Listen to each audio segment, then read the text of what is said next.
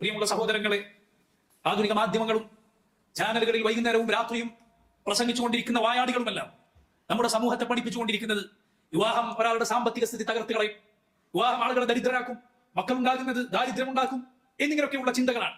നമ്മുടെ ഉമ്മത്തിൽ പഴയ ആളുകൾക്ക് പലർക്കും അറിയാം ഇത് എത്രമാത്രം തെറ്റായ കാര്യമാണ് എന്ന്. എന്നാൽ നമ്മുടെ യുവാക്കൾക്ക് പലർക്കും, പ്രത്യേകിച്ച് ഇക്കാലത്തെ പെൺകുട്ടികൾക്ക് പലർക്കും ഇത് മനസ്സിലാകാതെ പോവുകയാണ്. യഥാർത്ഥത്തിൽ കാര്യം സത്യം നേരെ തിരിച്ചാണ്. വിവാഹം എന്നത് അള്ളാഹു റിസ്ക് വർദ്ധിപ്പിച്ചു തരാൻ ഉള്ള കാരണങ്ങളിൽ ഏറ്റവും വലിയ കാരണങ്ങളിൽ ഒന്നാണ്. വിവാഹിതരായ ആളുകളോട് നിങ്ങൾ ചോദിച്ചു നോക്കൂ, എങ്ങനെ ഉണ്ടായിരുന്നു അവരുടെ സമ്പാദ്യം വിവാഹത്തിന് മുൻപ്? എന്താണ് അവരുടെ സാമ്പത്തിക സ്ഥിതി മാറിയത് വിവാഹത്തിനു ശേഷം?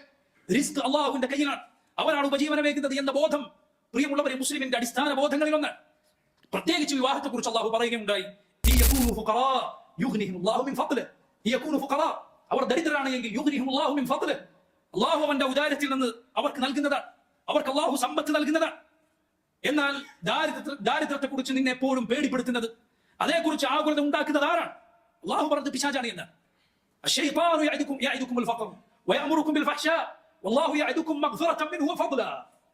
പിശാചത നിങ്ങളെ ദാരിദ്ര്യം ഓർമ്മപ്പെടുത്തിക്കൊണ്ടിരിക്കുന്നു, അതേക്കുറിച്ച് പേടിപ്പിച്ചുകൊണ്ടിരിക്കുന്നു, എന്നിട്ട് മോശമായത് ചെയ്യാൻ അവൻ കൽപ്പിക്കുകയും ചെയ്യുന്നു.